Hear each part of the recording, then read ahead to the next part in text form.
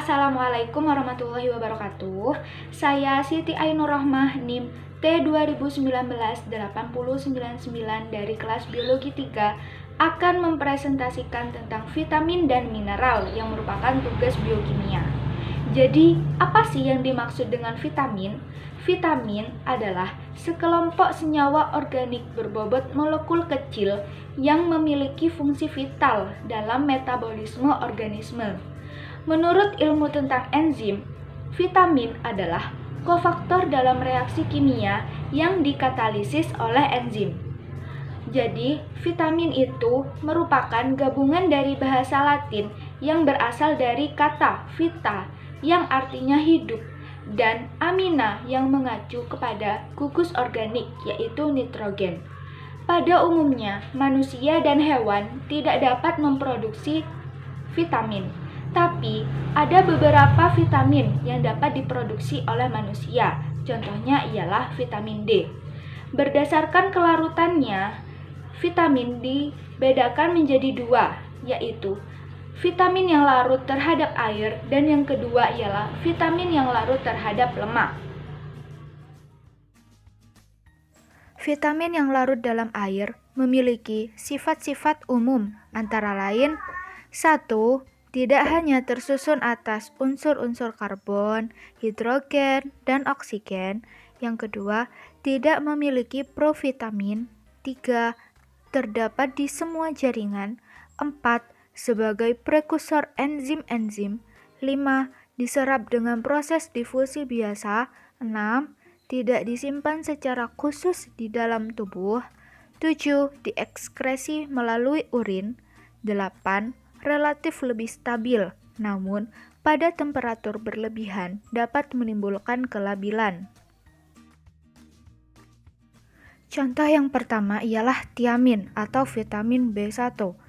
Tiamin dikenal sebagai vitamin berenergi karena memiliki efek yang bermanfaat bagi sistem saraf dan energi. Bentuk murni dari tiamin adalah tiamin hidroklorida. Fungsi dan manfaat dari tiamin antara lain, yaitu mencegah penyakit polineuritis, mencegah penyakit beriberi, menjaga dan melindungi kesiagaan mental, membantu kerja sistem pencernaan tubuh, menjaga dan melindungi pertumbuhan janin, dan yang terakhir ialah mengurangi resiko gigitan serangga. Sumber-sumber tiamin atau vitamin B1 dapat ditemukan pada ragi, hati, biji bunga matahari, sejumlah padi, biji-bijian, kacang polong, semangka, tiram, oatmeal, dan tepung terigu.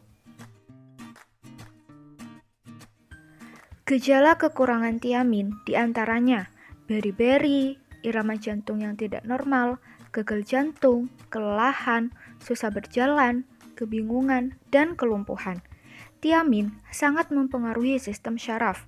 Hal ini karena reaksi hipersensitif yang dapat berpengaruh pada kelelahan, sakit kepala, sifat lekas marah, dan susah tidur. Contoh yang kedua yaitu riboflavin atau vitamin B2. Riboflavin terdiri atas sebuah cincin isoaloksazen heterosiklik yang terikat dengan gula alkohol, yaitu ribitol. Jenis vitamin ini berupa pigmen fluoresen berwarna yang relatif stabil terhadap panas, tetapi terurai dengan cahaya yang visible.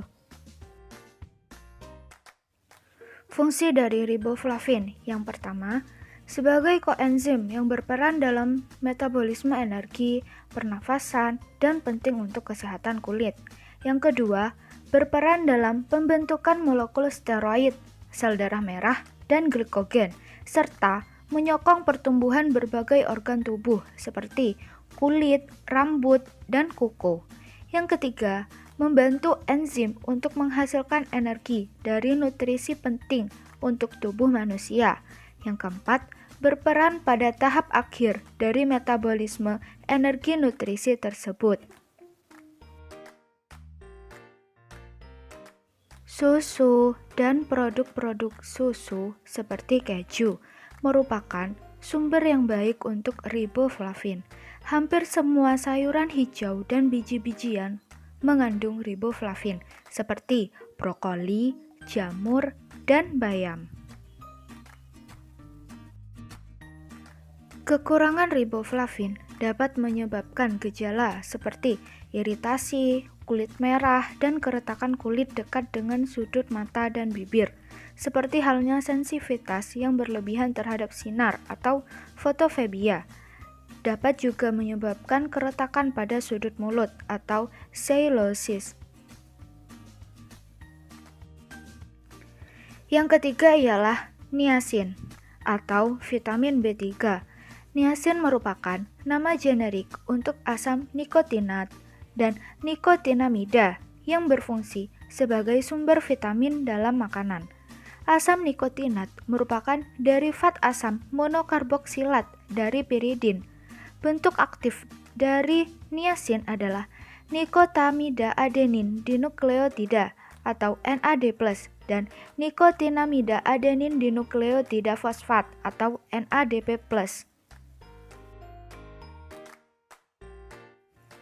Fungsi niacin atau vitamin B3 yaitu berperan penting dalam metabolisme karbohidrat, kesehatan kulit, rambut, dan kuku, mengurangi risiko aterosklerosis atau jantung koroner, mengurangi kolesterol, mengobati penyakit pellagra, mengobati radang sendi, diabetes, dan jerawat. Sumber makanan yang mengandung niacin berasal dari jamur, ikan tuna, ikan salmon, dada ayam, asparagus, daging rusa, hati domba, daging sapi, telur, buah mangga, kacang-kacangan, dan biji-bijian, serta susu.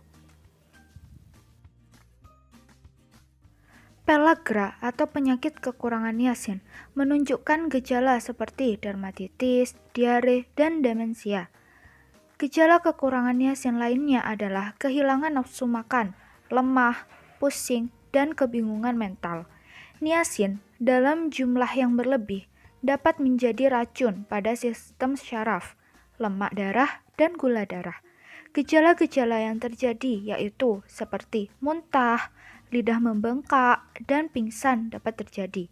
Bahkan dapat berpengaruh pada fungsi hati dan dapat mengakibatkan tekanan darah rendah. Yang keempat adalah asam pantotenat atau vitamin B5. Asam pantotenat dibentuk melalui penggabungan asam pantoat dengan alanin. Asam pantotenat aktif adalah koenzim A dan protein pembawa asil. Fungsi asam pantotenat diantaranya membantu enzim dalam proses transformasi hidrat arang dan lemak menjadi energi, membantu sintesa asetilkolin, kimia otak yang berperan dalam proses transmisi sinyal listrik antara sel-sel otak, penting bagi aktivitas kelenjar adrenal, terutama dalam proses pembentukan hormon, pengendali stres akibat migran, sindrom lesu kronis, dan gangguan emosi lainnya, sehingga dikenal sebagai vitamin anti-stres. Diperlukan dalam proses pembentukan sistem kekebalan tubuh, terutama menjaga kesehatan saraf otak. Penanganan alergi, sakit kepala, artritis, psoriasis, insomnia, asma, dan sejumlah penyakit infeksi.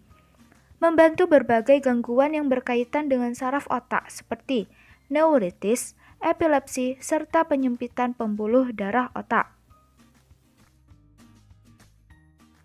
Bahan makanan yang banyak mengandung asam pantotenat yaitu daging, ikan, kuning telur, hati, yogurt, keju, kacang-kacangan, pisang, jeruk, dan alpukat.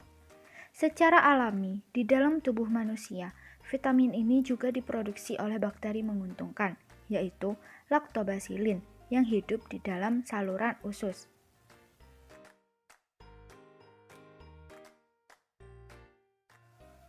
Kekurangan asam pantotenat dapat menyebabkan muntah, sulit tidur, dan kelelahan.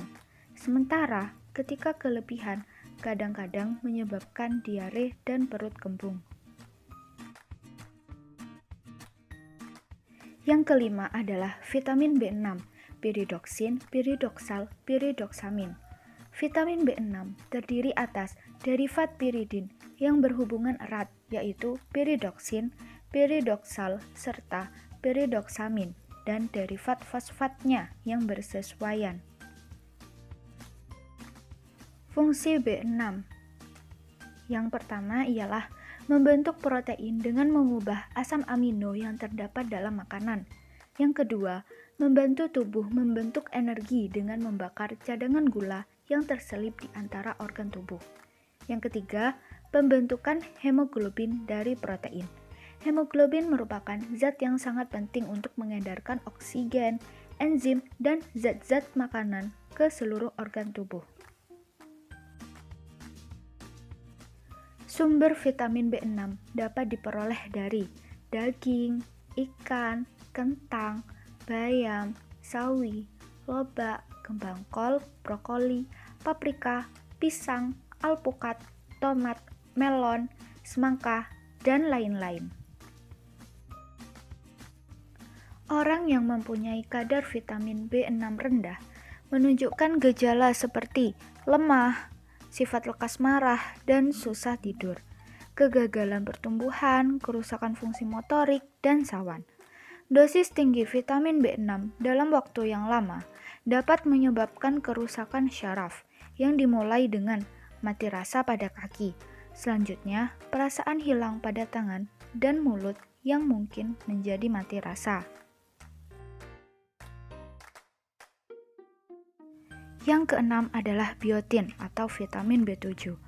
Biotin merupakan derivat imidazol yang tersebar luas dalam berbagai makanan alami. Biotin sering disebut juga sebagai vitamin H, merupakan koenzim yang membantu metabolisme asam lemak, leusin, dan karbohidrat. Fungsi biotin diantaranya membantu sintesis karbohidrat dan asam lemak, meningkatkan metabolisme energi, membantu sintesis asam amino dan glukosa, meningkatkan fungsi kelenjar keringat, sumsum tulang, jaringan kulit dan saraf, serta sel darah, meningkatkan pertumbuhan rambut dan kuku. Biotin dapat ditemukan pada kacang-kacangan, kembang kol, kuning telur, jamur, pisang, ayam, ikan, dan coklat. Yang ketujuh adalah folat atau vitamin B9. Nama generiknya adalah folasin. Asam folat ini terdiri dari basa pteridin yang terikat dengan satu molekul masing-masing asam p-aminobenzoat asid dan asam glutamat. Fungsi folat yang pertama ialah replikasi sel dan pertumbuhan. Yang kedua, sangat penting untuk perkembangan janin dan regenerasi sel seperti sel darah merah dan sel kekebalan. Sumber terbaik untuk folat adalah sayur-sayuran, khususnya sayuran berwarna hijau. Hati juga mengandung banyak folat. Daging, susu, dan produk-produk susu mengandung sedikit folat. Kekurangan folat dapat menyebabkan kekurangan darah, dapat juga menyebabkan gejala keracunan seperti diare, susah tidur, dan sifat mudah marah. Folat dengan dosis tinggi dapat menutupi kekurangan vitamin B12 karena kedua vitamin ini saling berhubungan. Yang kedelapan adalah kobalamin atau vitamin B12. Fungsi vitamin B12 yang pertama, berperan saat pembelahan sel yang berlangsung dengan cepat. Yang kedua, memelihara lapisan yang mengelilingi dan melindungi serat syaraf dan mendorong pertumbuhan normalnya. Yang ketiga, berperan dalam aktivitas dan metabolisme sel-sel tulang. Yang keempat, dibutuhkan untuk melepaskan folat. Sumber kobalamin terdapat pada kerang, ikan kakap, daging rusa, udang, daging sapi, kalkun, kepiting, ikan salmon, telur, keju, dan lain-lain. Kekurangan vitamin B12 dapat menyebabkan kekurangan darah atau anemia yang sebenarnya disebabkan oleh kekurangan folat. Tanpa vitamin B12, folat tidak dapat berperan dalam pembentukan sel-sel darah merah. Gejala kekurangan lainnya adalah sel-sel darah merah menjadi belum matang atau immature yang menunjukkan sintesis DNA yang lambat. Kekurangan vitamin B12 dapat juga mempengaruhi sistem syaraf. Yang kesembilan adalah ascorbat atau vitamin C. Bentuk aktif vitamin C adalah asam ascorbat itu sendiri, di mana fungsinya sebagai donor ekuivalen produksi. Fungsi vitamin C yang pertama, membantu spesifik enzim dalam melakukan fungsinya. Yang kedua, bekerja sebagai antioksidan, membantu kolagen, serat, struktur protein. Kolagen itu dibutuhkan untuk pembentukan tulang dan gigi dan juga untuk pembentukan jaringan bekas luka. Yang ketiga ialah meningkatkan ketahanan tubuh terhadap infeksi dan membantu tubuh menyerap zat besi. Sumber vitamin C adalah jambu biji, kiwi, kelengkeng, pepaya, paprika, brokoli, kubis, stroberi, kembang kol, jeruk, tomat, sayuran hijau, kentang, wortel, belewah, ubi jalar, dan lain-lain. Kekurangan vitamin C dapat menyebabkan anemia, kulit kering, kasar, dan bersisik, pendarahan internal, radang gusi, tulang menjadi kurang stabil, kerusakan pada jaringan jantung, penurunan kemampuan melawan infeksi. Gejala keracunan vitamin C adalah mual, kejang perut, diare, sakit kepala, kelelahan, dan susah tidur. Kemudian selanjutnya ialah vitamin yang larut dalam lemak. Apa saja sih sifat-sifat umumnya? Nah, sifat umumnya itu yang pertama ialah tidak terdapat di semua jaringan. Yang kedua, terdiri dari unsur-unsur karbon, hidrogen, dan oksigen, memiliki bentuk prekursor atau provitamin, menyusun struktur jaringan tubuh, diekskresi melalui feses, dan yang terakhir adalah kurang stabil jika dibandingkan vitamin B, dapat dipengaruhi oleh cahaya, oksidasi, dan lain sebagainya. Yang pertama ialah vitamin A atau retinal. Vitamin A atau retinal merupakan senyawa polisoprenoid yang mengandung cincin sikloheksinal. Vitamin A merupakan istilah generik untuk semua senyawa dari sumber hewani yang memperlihatkan aktivitas biologik vitamin A. Nah, senyawa-senyawa tersebut adalah retinal, asam retinoat, dan retinal. Hanya retinol yang memiliki aktivitas penuh pada vitamin A. Yang lainnya hanya mempunyai sebagian fungsi vitamin A. Vitamin A banyak terkandung dalam minyak ikan, juga terkandung dalam bahan pangan seperti mentega, kuning telur, keju, hati, sayuran hijau, dan wortel. Warna hijau tumbuh-tumbuhan, petunjuk yang baik tingginya kadar karoten. Buah-buahan berwarna merah dan kuning, seperti cabai merah, wortel, pisang, pepaya, banyak mengandung provitamin A, beta-karoten. Defisiensi vitamin A terjadi gangguan kemampuan penglihatan pada senja hari atau buta senja. Ini terjadi karena ketika simpanan vitamin A di dalam hati hampir habis. Depresi selanjutnya menimbulkan keratinasi, jaringan epitel mata, paru-paru, traktus gastrointestinal, dan genitourinarius yang ditambah lagi dengan pengurangan sekresi mukus. Kerusakan jaringan mata yaitu xerophthalmia akan menimbulkan kebutaan. Yang kedua ialah vitamin D. Vitamin D merupakan prohormon steroid. Vitamin ini diwakili oleh sekelompok senyawa steroid yang terutama terdapat pada hewan, tetapi juga terdapat dalam tanaman, serta ragi. Melalui berbagai proses metabolik, vitamin D dapat menghasilkan suatu hormon yaitu kalsitriol yang mempunyai peranan sentral dalam metabolisme kalsium dan fosfat. Ikan berlemak, kuning telur, dan hati merupakan sumber vitamin D yang baik. Defisiensi atau kekurangan vitamin D menyebabkan penyakit rakitis terdapat pada anak-anak dan osteomalacia pada orang dewasa. Kelainan ini disebabkan oleh pelunakan tulang yang terjadi akibat kekurangan kalsium dan fosfat. Yang ketiga ialah vitamin E atau tocopherol. Defisiensi atau kekurangan vitamin E dapat menimbulkan anemia pada bayi yang baru lahir. Kekurangan vitamin E juga dapat menyebabkan gangguan kesehatan yang fatal bagi tubuh. Benih gandum, minyak biji bunga matahari, dan minyak jagung serta kedelai semuanya merupakan sumber vitamin E yang baik. Vitamin yang tergolong ke dalam kelompok vitamin K adalah naftoquinone tersubstitusi polisoprenoid, menadion atau K3 yaitu senyawa induk seri vitamin K.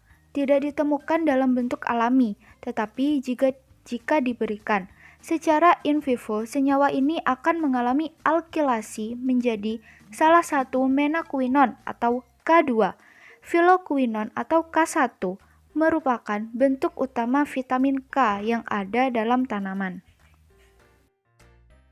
Fungsi vitamin K yang pertama berperan dalam pembentukan sistem peredaran darah yang baik dan penutupan luka. Yang kedua, berperan sebagai kofaktor enzim untuk mengkatalis reaksi karboksilasi asam amino, asam glutamat. Susu, kuning telur, dan sayuran segar yang merupakan sumber vitamin K yang baik bagi pemenuhan kebutuhan di dalam tubuh. Next, jadi apa sih yang dinamakan dengan mineral? Mineral adalah suatu unsur atau senyawa yang dalam keadaan normalnya memiliki unsur kristal dan terbentuk dari hasil proses geologi. Berdasarkan jumlah yang dibutuhkan oleh tubuh, mineral itu dibagi menjadi dua. Yang pertama ialah mikroelemen dan yang kedua makroelemen. Sedangkan jika dibagi berdasarkan susunan kimia dan struktur kristalnya, maka mineral dibagi menjadi 8. Yang pertama, elemen natif, 2 sulfida, 3 oksida dan hidroksida, 4 halida, 5 karbonat, 6 sulfat, 7 fosfat, dan 8 silikat.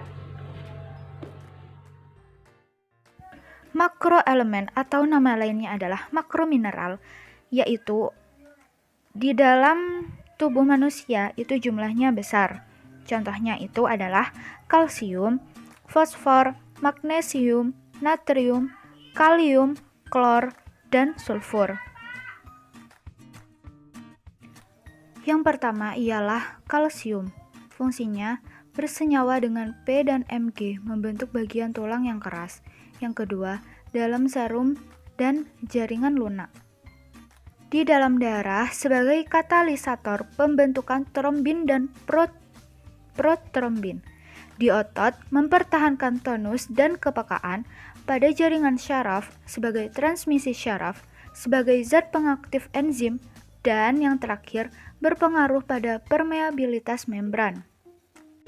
Gejala kekurangan dan kelebihan kalsium. Yang pertama, jika kekurangan kalsium pada masa pertumbuhan dapat menyebabkan gangguan pertumbuhan, tulang kurang kuat, mudah bengkok dan rapuh. Yang kedua, jika kelebihan kalsium dapat menimbulkan batu ginjal atau gangguan ginjal.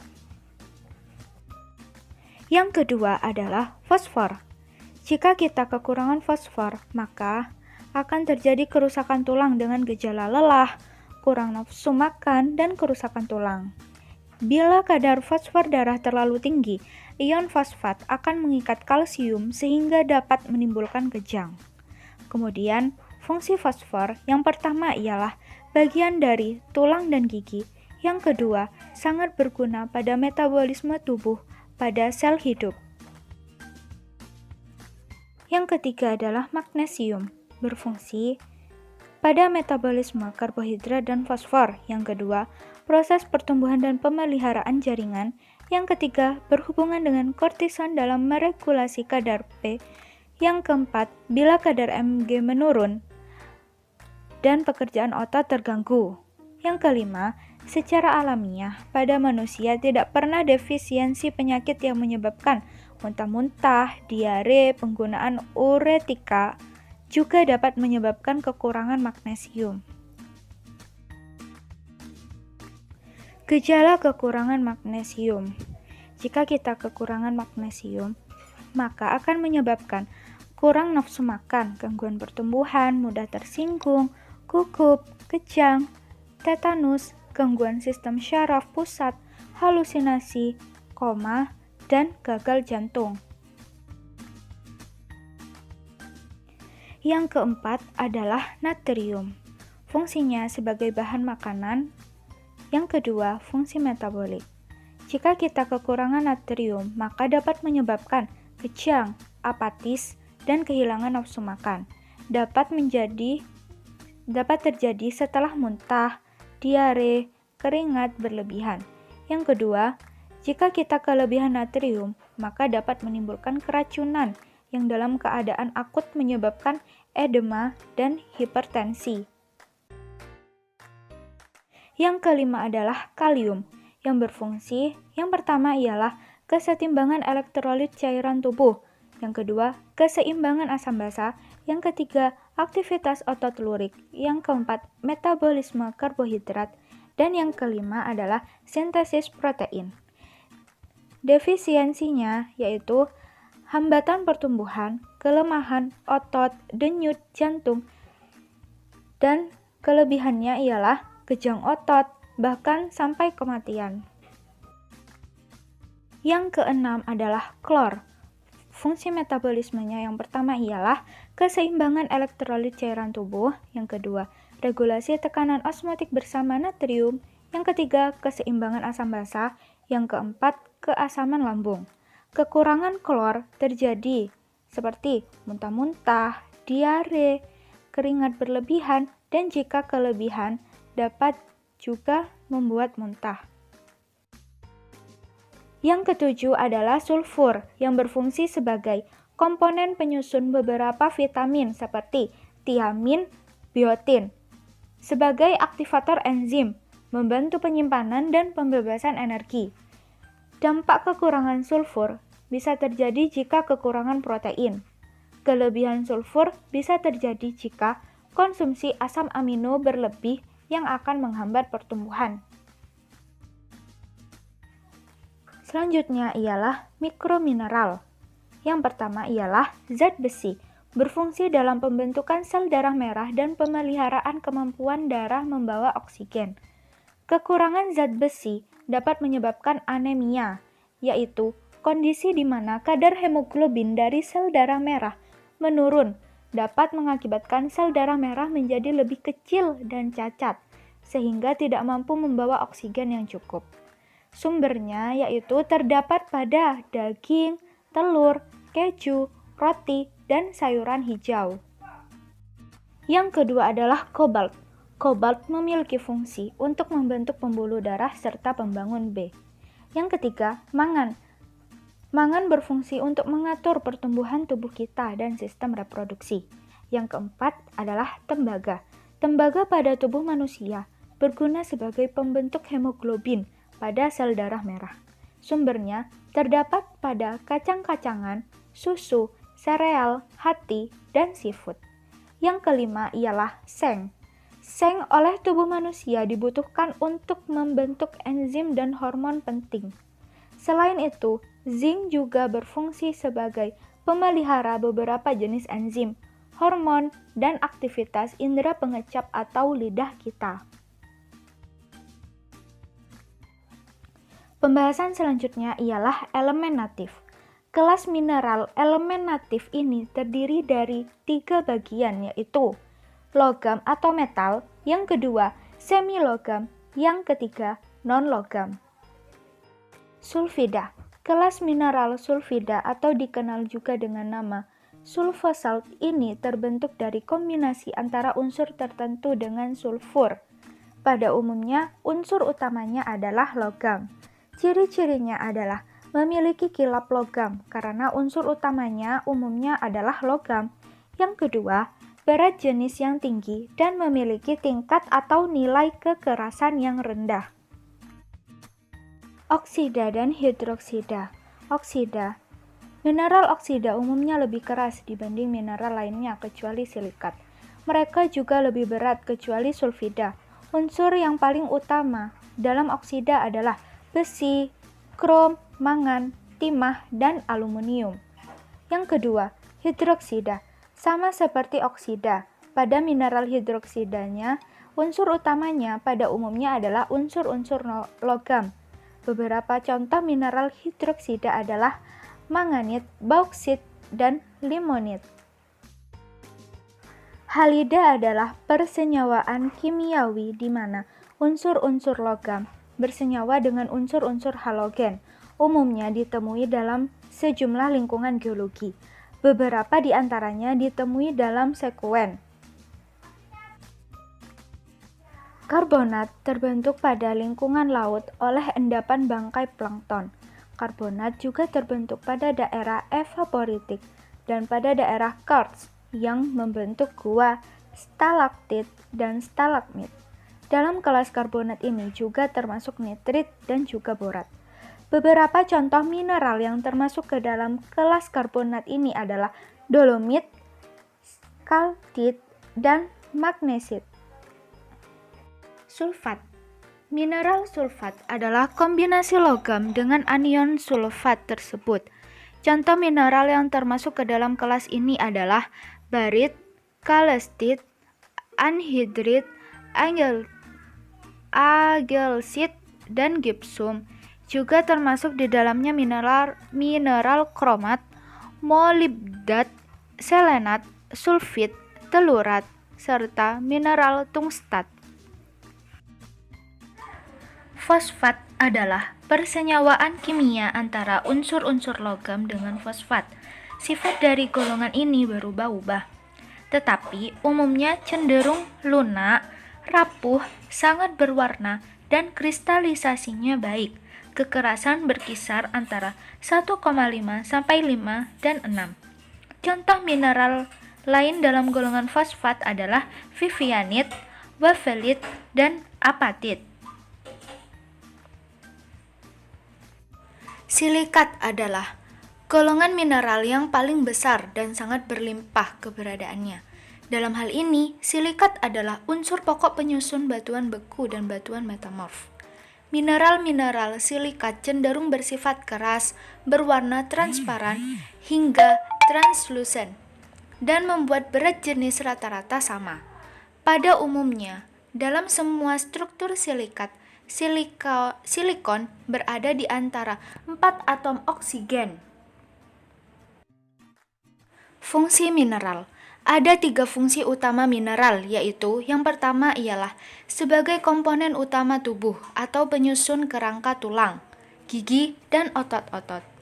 Yang kedua, merupakan unsur dalam cairan tubuh atau jaringan, sebagai elektrolit yang mengatur tekanan, osmos, mengatur keseimbangan basa, asam, dan permeabilitas membran. Yang ketiga ialah sebagai aktivator atau terkait dalam peranan enzim dan hormon. Sekian penjelasan dari saya, kurang lebihnya mohon maaf. Wassalamualaikum warahmatullahi wabarakatuh. Selamat menunaikan ibadah puasa. Dadah.